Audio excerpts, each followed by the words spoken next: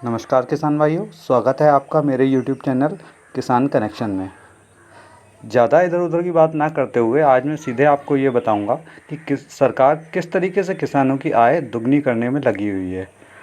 आप अधिकतर न्यूज़ में, पेपर में, मीडिया द्वारा सुनते रहते होंगे कि सरकार जो है ये अपनी किसानों की आय दोगुनी कर रही है। देखिए, इसी से जुड़ी हुई किसान के लिए 3 नए कृषि अध्यादेश सरकार लेके आई है, जो कि लॉकडाउन के पीरियड में आए हैं। सबसे बड़ी बात आप ये देखिए कि ये अध्यादेश लॉकडाउन के पीरियड में आए हैं, जब जिस टाइम अगर हम चाहें भी तो इन अध्यादेशों के लिए कोई आवाज़ नहीं उठा सकते, ना ही कोई आंदोलन कर सकते हैं। क्यों? क्योंकि सरकार को बहाना मिल जाएगा लॉकडाउन का। लॉकडाउन में आप एक जगह इकट्ठे तो हो नहीं सकते, तो आप इसका विरोध भी नहीं कर सकते। तो चलिए, आज आपको इन तीनों अध्यादेशों के बारे में बताऊंगा और थोड़ी सी चर्चा करेंगे कि एमएसपी वगैरह क्या होती है, क्योंकि ये बहुत ज़रूरी है बताना। हम सब किसान भाइयों को इस चीज़ के बारे में नहीं पता है। कुछ किसान भाइयों को पता है तो उनको हम अलग छोड़ देते हैं, लेकिन जिन लोगों को नहीं पता है उनके लिए ये जानकारी बहुत महत्वपूर्ण होने वाली है। तो इस वीडियो को बहुत ही ध्यान से पूरा देखें।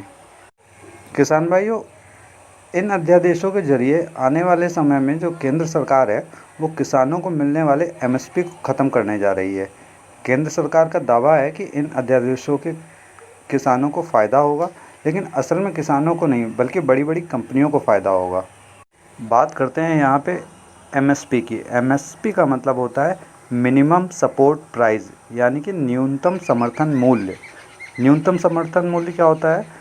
जैसे किसी भी कृषि उपज का न्यूनतम समर्थन मूल्य वह मूल्य है जिससे कम मूल्य देकर किसान सीधे से वह उपज नहीं खरीदी जा सकती। न्यूनतम समर्थन मूल्य भारत सरकार तय करती है। तो किसान भाइयों, आपको समझ में आया कि एमएसपी क्या चीज़ है? एमएसपी वो है कि मतलब जिससे नीचे सरकार हमसे चीज़ नहीं ले सकती। तो एक तरीके से ये अभी हमारे लिए फ़ायदेमंद है, क्योंकि सरकार ने एक रेट फिक्स कर दिया भाई, उससे नीचे पैसे दे के हमारी उपज जो है वो नहीं खरीदी जा सकती है। तो चलिए आगे बात करते हैं इन अध्यादेशों के बारे में, जहां एक तरफ सरकार और अनेक अर्थशास्त्री इस बात को मानते हैं कि कोरोना वायरस काल में सिर्फ किसानों की मेहनत, कृषि क्षेत्र के आधार पर ही देश की अर्थव्यवस्था का पहिया घूम रहा है। लेकिन दूसरी तरफ केंद्र सरकार न्यूनतम समर्थन मूल्य यानी कि एमएसपी पर खरीद बंद करके किसानों का शोषण करने में लगी हुई है। अगर देखा जाए तो आज भी किसानों को C2+50 के अनुसार फसलों का एमएसपी नहीं मिल पा रहा है, लेकिन उसके बावजूद किसान किसी तरीके से अपना जीवन यापन कर रहे हैं। आप सभी किसान भाई यहाँ देख ही रहे हैं कि हम लोगों को इस टाइम कितनी दिक्कतें आ रही हैं। तो यदि सरकार ने एमएसपी पे खरीद बंद कर दिया तो खेती किसानी के साथ साथ देश की खाद्यान्न सुरक्षा भी बड़े संकट में आ जाएगी। लेकिन हो क्या रहा है, मैं आपको बताता हूँ। ये बात आप सब जानते होंगे कि हमारी केंद्र सरकार के ऊपर विश्व व्यापार संगठन यानी कि WTO का दबाव है कि किसानों को मिलने वाला एमएसपी और हर प्रकार की सब्सिडी केंद्र सरकार समाप्त करे। लेकिन इससे पहले भी कांग्रेस व बीजेपी की सरकारों ने एमएसपी को ख़त्म करने की तरफ कदम बढ़ाने की असफल कोशिश की थी, लेकिन किसानों के दबाव के आगे उन्हें अपने कदम पीछे खींचने पड़े। अब केंद्र सरकार कोरोना वायरस के कारण लगे लॉकडाउन का अनैतिक तरीके से फ़ायदा उठाकर ये तीनों अध्यादेश लेके आई है। सरकार को लगता है कि कोरोना वायरस के कारण किसान बड़े पैमाने पर इकट्ठे होकर प्रदर्शन नहीं कर सकते, इसलिए ये सरकार ने इस टाइम ये कदम उठाया है। किसानों के विरोध को भांपने के लिए अब की बार मक्के और मूंग का एक भी दाना एमएसपी पर नहीं खरीदा गया है। आगे आने वाले समय में केंद्र सरकार गेहूं और धान की एमएसपी पर खरीद भी बंद करने की दिशा में बढ़ रही है। चलिए अब आपको समझाता हूँ अध्यादेश, जिनमें पहला अध्यादेश है farmer produce trade and commerce. ये क्या है किसान भाइयों? इसके तहत केंद्र सरकार एक देश एक कृषि मार्केट बनाने की बात कह रही है। इस अध्यादेश के माध्यम से पैन कार्ड धारक कोई भी व्यक्ति, कंपनी, सुपरमार्केट किसी भी किसान का माल किसी भी जगह पर खरीद सकते हैं। कृषि माल की बिक्री APMC यार्ड में होने की शर्त केंद्र ने हटा ली है। इस अध्यादेश के तहत किसानों का माल खरीदने वाले पैन कार्ड धारक व्यक्ति, कंपनी या सुपरमार्केट को 3 दिन के अंदर किसानों के माल की पेमेंट करनी होगी और सामान खरीदने वाले व्यक्ति या कंपनी और किसान के बीच विवाद होने पर SDM इसका समाधान करेंगे। पहले एसडीएम द्वारा संबंधित किसान एवं माल खरीदने वाली कंपनी के अधिकारी की एक कमेटी बना के आपसी बातचीत के जरिए समाधान के लिए 30 दिन का समय दिया जाएगा। अगर बातचीत से समाधान नहीं हुआ तो एसडीएम द्वारा मामले की सुनवाई की जाएगी और एसडीएम के आदेश से सहमत न होने पर जिलाधिकारी के पास अपील की जा सकती है। एसडीएम और जिलाधिकारी को 30 दिन में समाधान करना होगा। इसमें जो सबसे महत्वपूर्ण बात यह है कि किसान व कंपनी के बीच विवाद होने की स्थिति में इस अध्यादेश के तहत कोर्ट का दरवाज़ा नहीं खटखटाया जा सकता। यहाँ पे गौर करने वाली बात है कि प्रशासनिक अधिकारी हमेशा सरकार के दबाव में रहते हैं और सरकार हमेशा व्यापारी व कंपनियों के पक्ष में खड़ी होती है, क्योंकि चुनाव के समय व्यापारी और कंपनियाँ राजनीतिक पार्टियों को चंदा देती हैं।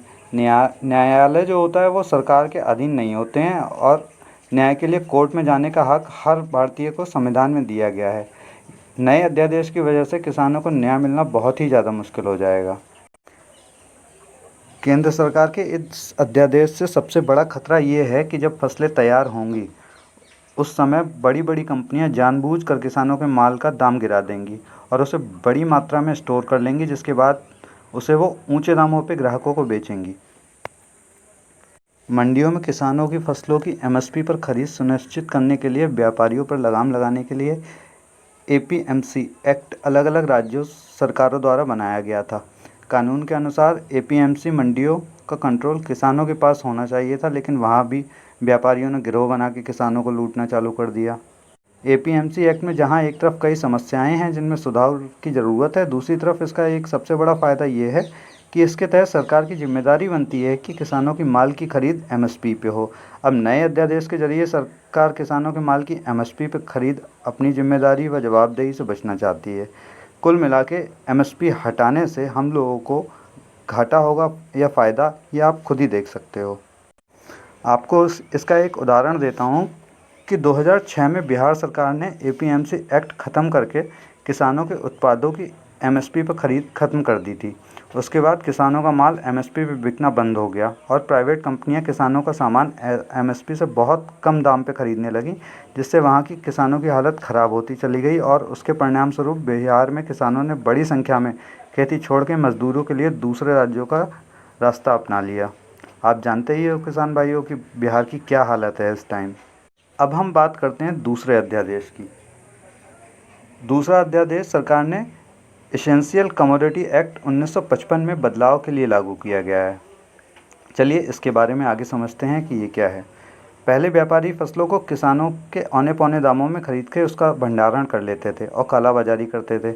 उसको रोकने के लिए एसेंशियल कमोडिटी एक्ट 1955 बनाया गया था, जिसके तहत व्यापारियों द्वारा कृषि उत्पादों की एक लिमिट से अधिक भंडारण पर रोक लगा दी गई थी। अब इस नए अध्यादेश के तहत आलू, प्याज, दलहन, तिलहन व तेल के भंडारणों पर लगी रोक को हटा लिया गया है। अब किसान के समझने की बात यह है कि हमारे देश में 85% जो हैं वो छोटे किसान हैं। किसानों के पास लंबे समय तक भंडारण की व्यवस्था नहीं होती है। यानी यह अध्यादेश बड़ी कंपनियों द्वारा कृषि उत्पादों की कालाबाजारी के लिए लाया गया है। ये कंपनियां और सुपरमार्केट अपने बड़े बड़े गोदामों में कृषि उत्पादनों का भंडारण करेंगे और बाद में ऊंचे दामों में हम ही को दोबारा वापस बेचेंगे। आप समझ ही गए होंगे कि इससे क्या होने वाला है। एसेंशियल कमोडिटी एक्ट 1955 में ये बदलाव करके हमें मतलब हमारा ही माल जो है वो ऊंचे दामों पर बेचेंगे, यानी कि घाटा ही घाटा। हमसे आप कोई चीज़ औने पौने दामों में लो और इसके बाद उसे 1.5 गुना 2 गुना करके हम ही को बेचो। ये बहुत अच्छी बात है। चलिए किसान भाइयों, अब बढ़ते हैं तीसरे अध्यादेश की तरफ। तीसरा अध्यादेश जो है वो सरकार द्वारा कॉन्ट्रैक्ट फार्मिंग के विषय पे लागू किया गया है, जिसका नाम है the farmer agreement on price assurance and farm services ordinance. इसके तहत कॉन्ट्रैक्ट फार्मिंग को बढ़ावा दिया जाएगा, जिसमें बड़ी बड़ी कंपनियां खेती करेंगी और किसान उनमें सिर्फ मजदूरी करेंगे। इस नए अध्यादेश के तहत किसान अपनी ही ज़मीन पे मजदूर बन के रह जाएगा। अनुभव बताते हैं कि कॉन्ट्रैक्ट फार्मिंग से किसानों का शोषण होता आया है।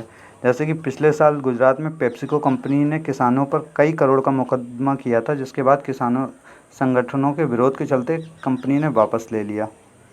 कॉन्ट्रैक्ट फार्मिंग के तहत फसलों की बुआई से पहले कंपनियां किसानों का माल एक निश्चित मूल्य पर खरीदने के वादा करती हैं, लेकिन बाद में जब किसान की फसल तैयार हो जाती है तो कंपनियां किसानों को कुछ समय इंतज़ार करने के लिए कहती हैं और बाद में किसानों के उत्पाद को ख़राब बताकर रिजेक्ट कर देती हैं। तो किसान भाइयों, आप देख ही चुके हैं, मैंने जैसा कि बताया आपको कि किस सरकार हमारा कितना फ़ायदा कराना चाहती है, कितनी हमारी आय दुगना करना चाहती है। तो चलिए लास्ट में इस पर निष्कर्ष क्या निकलता है ये भी आपको बता देता हूँ। निष्कर्ष ये निकलता है कि ये तीनों अध्यादेश किसानों के अस्तित्व के लिए खतरा हैं मेरी समझ में, क्योंकि सरकार इनके माध्यम से आने वाले समय में किसानों की फसलों की खरीद न्यूनतम समर्थन मूल्य जो कि एमएसपी होता है पर बंद करने की तैयारी कर रही है। नंबर 2, ये अध्यादेश असंवैधानिक हैं, कृषि राज्य सरकारों का विषय है, इसलिए केंद्र सरकार को कृषि के विषय में हस्तक्षेप करने का कोई संवैधानिक अधिकार नहीं है।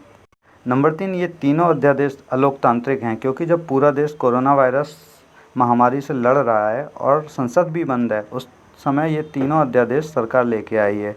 इन अध्यादेशों को लाने से पहले सरकार ने ना ही किसी किसान संगठन से विचार विमर्श किया और ना ही किसी और से।